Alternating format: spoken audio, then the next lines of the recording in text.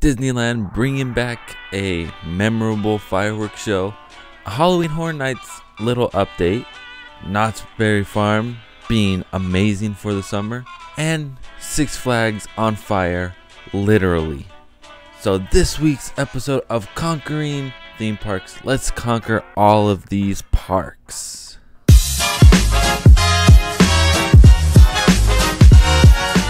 What's up, weirdos? So this week we're going to talk about a little bit of news that's going around these Southern California theme parks. So let's jump into it and start off with Knott's Berry Farm. So Knott's Berry Farm just jumped into this summer with some crazy events going on. They have the Ghost Town Alive, which comes by every year, which the ghost town of Knott's Berry Farm becomes alive with characters and a storyline and all types of stuff. There's actually a storyline where you have to find out these robbers and you have to get down to the history of Ghost Town. It's just really immersive. Also, they have an event called Knott's Summer Nights, which is pretty much what you think, summer nights. They have dance parties, they have food, they have shows. At the Knott's Summer Nights, they have food, which is like the Boysenberry Festival, but I guess without the boysenberry. So it's a food festival. They have pretty much the same foods. They have ice cream sandwiches. They got sausage in a bun. They have tacos. And they have s'mores. Make your own s'mores. And like I said, it's just like the Boysenberry Festival, minus the boysenberry. They actually have tasting cards here too for $35, just like the Boysenberry Festival that they had a couple months ago. This looks awesome. I don't know how I feel about half these foods tasting without the boysenberry, but you know, it's a food festival. I got to try the foods, right? Now we're going to jump into Universal Studios with the construction walls coming down for Jurassic World with no real opening date yet. It looks like it's going to open really soon. They're just probably fixing up the little details here and there, cosmetic changes. There's still no opening date, which makes me think if they're not going to have an opening date, it's just going to be a surprise opening one day, which I mean, personally, I do not like, because I like to know when it's opening. I like to plan trips around these rides opening and actually go out there and ride it instead of one day saying, hey, it's going to open up closely soon, so let me go see if they have a soft opening now. And a little bit of Halloween Horror Nights news is construction is underway now with the starting of construction of the Holidays in Hell maze being built on the courtyard area up on the upper lot. And with this surprising construction right next to the Mummy, if you look closely at this picture, you can see a circus looking tent front. So is this what I guessed a few months ago? Is this going to be killer clowns from outer space? Well, that is the big rumor of Halloween Horror Nights, that everyone thinks that it's going to be killer clowns of outer space, but Universal Studios Hollywood has not announced any new mazes since they released the Stranger Things Holidays in Hell or the Frankenstein vs. Wolfman mazes. So it could be the next update from Halloween Horror Nights, but we're probably not going to get another update till probably August. But we can speculate and say that it's going to be killer clowns from outer space, which fingers crossed it actually is, because that would just be the highlight of my night if I go there. So we're jumping into Six Flags Magic Mountain now, which I said earlier, it was on fire, which was true. In the past week, Six Flags Magic Mountain was literally this close from catching on fire.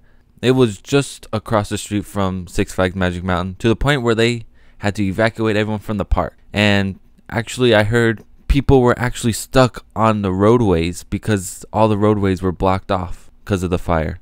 With the new ride that's coming this summer, at some point, that we don't want to see that get burnt, right? So with this fire, you would think that the West Coast Racers construction probably was slowed down a little bit. Well, you're wrong. It actually sped up a little bit from that. They actually added a bunch of new tracks with the new high five element that they have, where the two tracks are going, and you're going to be literally high-fiving the people on the train over you, next to you. Construction is underway, but it makes me wonder, why is Six Flags so late with their new attractions every summer? with the Crazanity from last year didn't open till like the end of the summer, and this one doesn't even look like it's going to be open till July. So why don't they release it before the summer? You'd think it would be more reasonable doing it that way, because then you can get more people coming in because of summer vacation, right? But I'm not ahead of Six Flags, so I don't know what their process of thinking is. This roller coaster is going to be amazing, and I can't wait to go ride it. I just hope I know when it's going to open. If it's going to open this summer, I'll probably just ride it when I go to Fright Fest this year. Now going to Disneyland. Disneyland, with its just opening of Galaxy's Edge, or the reviews from the land are up and down. So if you guys want to see me talk about the reviews of Star Wars Land, hit that like button below, and maybe I'll jump into that topic one day. So new around the Disneyland Resort is there's a new Lion King show, which looks really cool. It's a musical show, and it happens 5 times a day. It's happening right by where the World of Color plays. And with the new Lion King show and the new Lion King movie that's coming out here soon, they have a bunch of Lion King merch with these new sippers that everyone's going crazy about, and the popcorn buckets. I mean, personally, I really like the Hakuna Matata Spirit jersey that they have. But Spirit jerseys are just so expensive. $65 for a sweatshirt. Maybe one day I'll get one. I'm really going for the Haunted Mansion one, but I keep forgetting to buy it every time I go to Disney. So a lot of you guys might already know that Soaring Over California is making a temporary comeback where Soaring Over the World was. Soaring Over California was the original one that was there before they updated it and bringing it Soaring Around the World. And personally, I think Soaring Over California is the greater one. It's more better, especially when you're in California and you get to see California like areas, very popular areas. And especially this is the only one that actually has Disneyland in the ride. There's a lot of rumors saying that it's not going to be temporary, which personally I don't think it might be, because there's a lot of times Disney says things are temporary and then the reviews for the ride and the popularity of the ride is just beyond the expectations that they thought of it. So they might keep it longer depending on the turnout, which personally I think it's not going to be temporary. It might leave and then come back permanently, but we'll just have to see on that one. I just hope it becomes permanent one day. Now over to Disneyland. Alien Pizza Planet has become an official permanent location at Disneyland with the new paint job they have going on with the red and blue. Makes it pop more to the eye. The inside hasn't seen much changes, except they moved the soda machine over to the back, making more area, which is perfect. I like more area. I hate being crammed in anywhere at Disneyland. And the paint job to the rocket.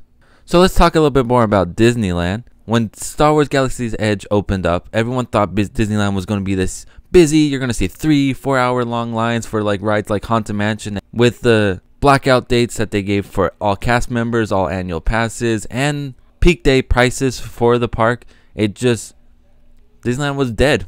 Everyone did not expect that. And it's just crazy to think that Disneyland's actually dead. That's weird to say. Disneyland is dead. And then finally, some great news, if that wasn't great enough for you guys about Disneyland being dead. Disneyland started doing their new, not really new, but brought back the Disney Forever fireworks, which personally my favorite fireworks show. It's a good showcase for all Disney movies like Peter Pan, where you're flying over London, and there were the projections on the castle, on the Matterhorn. It just seemed a lot better than this mixed magic show that they had going on for a little bit. I heard it kind of sucked. I never watched it because the music just turned me off every time I was trying to go see it. But this is great. More fireworks too. You can never beat the saying from Walt Disney at the end of the show that Disneyland will never be completed as long as there is imagination left in the world. Best quote ever. But that's it for today, weirdos here talking about all the Disneyland news this week. I hope you guys liked it. Comment down below if you guys have any more news and updates from all these parks. Hit that like button if you guys liked it, and also hit that like button if you guys want me to talk more about the reviews around Star Wars Galaxy's Edge. Well, I hope you guys liked it. Hit that like button if you like it. Hit that subscribe button for more adventures. Also, check out the links at the end of my video for more of me, more of my adventures, and where to find me on the social media, guys. Peace out, weirdos.